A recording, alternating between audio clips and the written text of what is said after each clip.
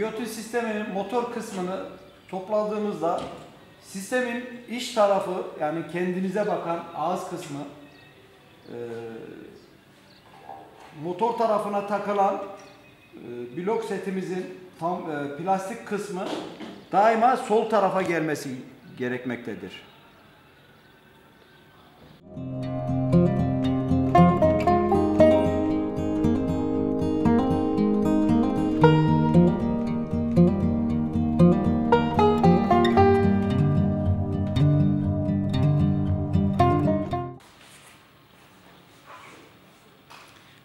Kapağı taktıktan sonra vidamızın yıldız silindir başlı olması gerekiyor. 48 çarpı 80. 48 çarpı 80 YSB olması gerekiyor.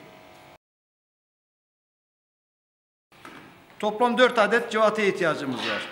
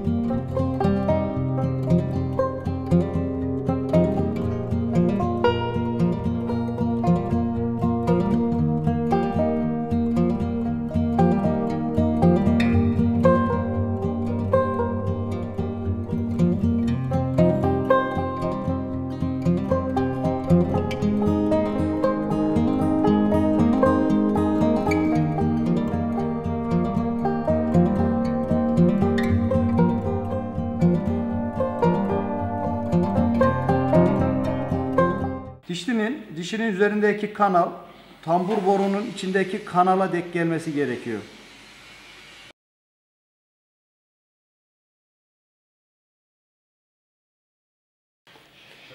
Dişli tamburun ağız kısmına dayanana kadar oturtuyoruz.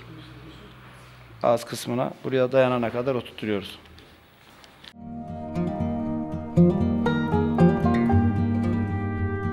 Bir vida atacağız buraya. Bu vidada bu dişlinin yerinden oynamaması için 2 tane karşılıklı vida atacağız. Önce matkapla delip ondan sonra normal YHB yıldız başlı bir civata atabiliriz buraya.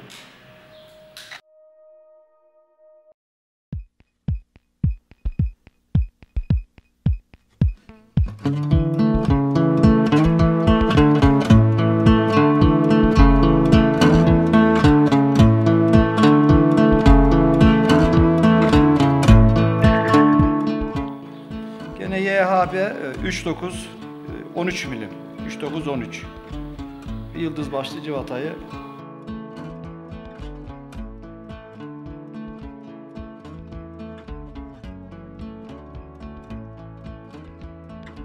evet. Bir adet dişlimiz var, altı köşe, arka kısmı, ön tarafı delik. Bir adet de tamburun içine giren, boru tamburun içine giren bir altı köşe malzememiz. Bu da motorun ön tarafı. İlk önce dişliyi takıyoruz. Altı köşe ön tarafta kalacak şekilde,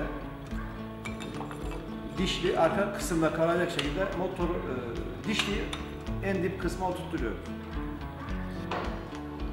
Onun devamında altı köşe kamasını, bir adet kama kısmını kamaya getirirken oturtuyoruz.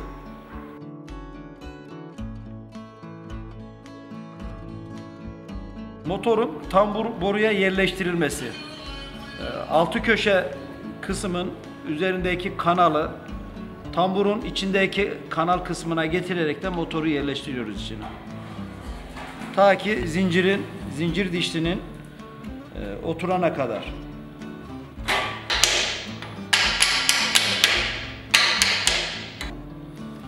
Zincir dişliği boruya oturtturana kadar, yani dip kısmına oturana kadar yerleştiriyoruz. Ve motorumuzu yerleştiriyoruz ondan sonra. Bu şekilde motor montajı bitmiş oluyor. Tambur üzerindeki motor montajı bitmiş oluyor. Evet, motorun üzerindeki altı köşenin, tam altı köşenin, içine giren altı köşenin, zaten deliklerden gözüküyor. Altı köşenin üzerine 2 adet karşılıklı cıvata atacağız. Atmamızın sebebi herhangi bir ihtimale karşı sağa sola çıkmaması için, yerinden çıkmaması için vida atacağız. Emniyet amaçlı bu sadece.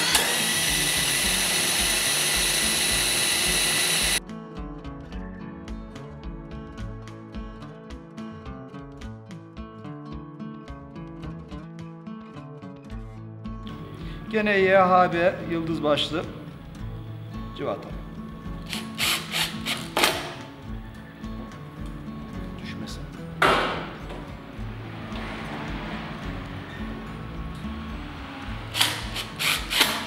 İçindeki altı köşe blok seti sabitlemiş oluyoruz buraya. Tambur borunun sağ kısmına 6201 VS bilye takılması gerekiyor.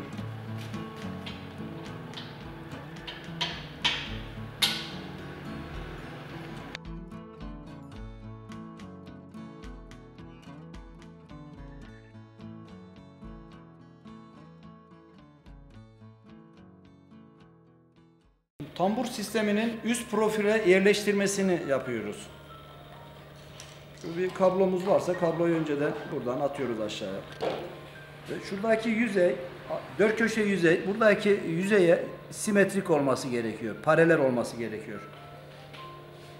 Kaldırıyoruz.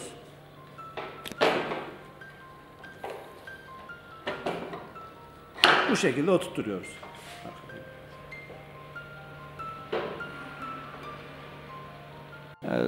Sağ tarafa oturturken plastik üzerindeki kanalın üstüne bilyayı getirip plastik parçanın üzerine bastıraraktan tamburu yerleştiriyoruz. Bu şekilde. Bir adet bilya oradan çıkmaması için aparatımızı yerine yerleştiriyoruz. Bir tornavida yardımıyla yerine yerleştiriyoruz. Buradaki bunun maksatı bilyenin yerinden çıkmaması için bilyayı sabitlemiş oluyoruz. Evet, 2 adet YHB vidayla sabitlemiş oluyoruz. 39 çarpı 23.